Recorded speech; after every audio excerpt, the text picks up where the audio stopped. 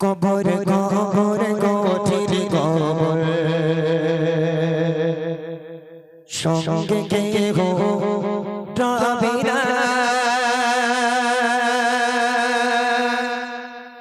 কবর কবর কঠিন কবর সঙ্গে কেহ রবে না কবর কবর কঠিন কবর সঙ্গে কেহ রবে না সাপার বিছে কাঁদে কুড়ে সাপার বিছে কাঁদে কুড়ে সাথে রইতে বখানা কবর কবর কঠিন কবর সঙ্গে কেহ রবে না কবর কবর কঠিন কবর সঙ্গে কেহ রবে না সাপার বিছে কাঁদে কুড়ে সাপার বিছে কাঁদে কুড়ে সাথে রইতে বখানা কবর কবর কঠিন কবর সঙ্গে কেহ রবে না কবর কবর কঠিন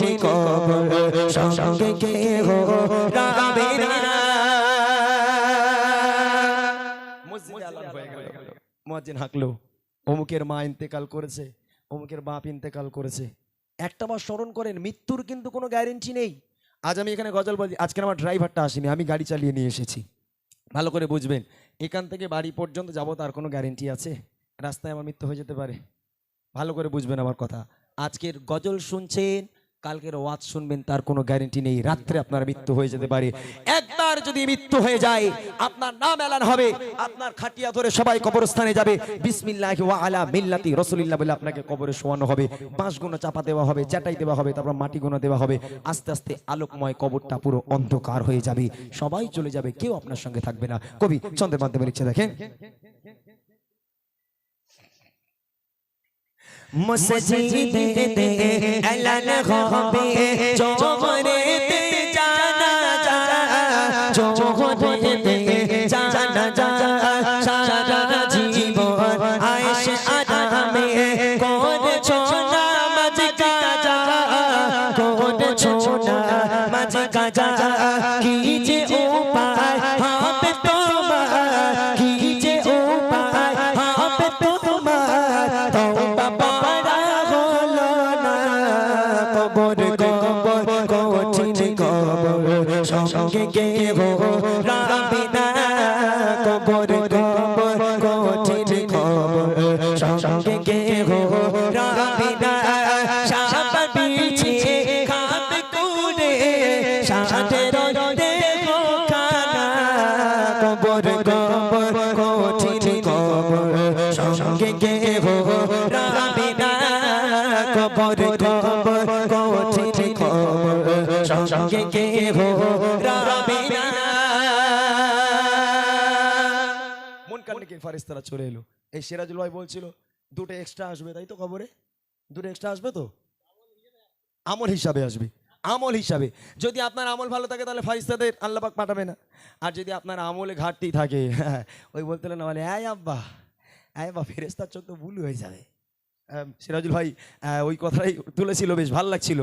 দেখেন, কবরে যখন মুনকার নাকির ফেরেশতারা নেমে এলো, ওঠো, সারা জীবন অনেক আয়েশ আরাম করেছো, তুমি খুব ভালো মানুষ ছিলে দুনিয়ায়, কত মানুষ তোমাকে বলতো আহা লোকটা কত ভালো, কত সমাজ সেবা করতো, আহা সন্তানদের ভবিষ্যৎ করে দিল, 4 তলা বিল্ডিং বালাখানা বানালো, কত গরিবের সাহায্য করতো। তা গরিবের সাহায্য করেছে, তোমার সাহায্য এখন কে করবে? হ্যাঁ, গরিবের সাহায্য করতে গেলে জীবনে তুমি মসজিদ মুখ হলে না, জীবনে মসজিদে গেলে না, নামাজ পড়লে না, রোজা রাখলে না, এবার ওঠো, বলো তোমার রব কে, তোমার ধর্ম কি, তোমার নবী কে, বলো।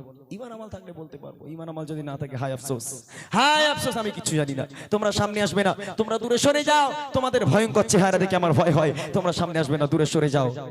কথাই বলে মুনকার নাকির ফেরেশতাদের এই সহজ 3টে প্রশ্ন, এই সহজ 3টে প্রশ্ন আর মুনকার নাকির ফেরেশতাদের চেহারা দেখে মরা গায়ের লোম পর্যন্ত খাড়া হয়ে যাবে। এত কঠিন হবে সেই ফেরেশতাদের চেহারা এবং কবরের 3টি কঠিন প্রশ্ন। তাই সেদিক থেকে তৈরি হয়ে যাও, যখন তখন তোমার মৃত্যু এসে যেতে পারে, তখন আর কোনো পরিত্রাণ পাবে না, তোমাকে ঘাড় ধরে নিয়ে চলে যাবে। যদি ঈমান আমল ঠিক থাকে তাহলে কবর ভালো ব্যবহার করবে, ঈমান আমল ঘাটতি থাকলে তোমার কপালে দুঃখ আছে, কানার খোঁড়া, মনে রেখে দিও। তাই কবি লিখছে, মন করে নেকির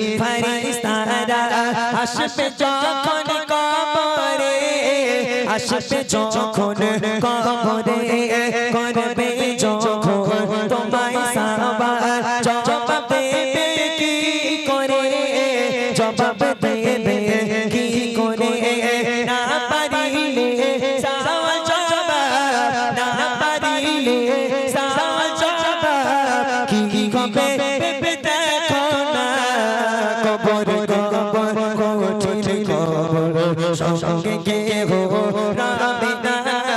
কবর কবর কঠিন কবর, সঙ্গে কেহ রাবে না। সাপ বিছে খাবে কুড়ে, সাথে রইবে খানা। কবর কবর কঠিন কবর, সঙ্গে কেহ রাবে না। কবর কবর কঠিন কবর, সঙ্গে কেহ রাবে না।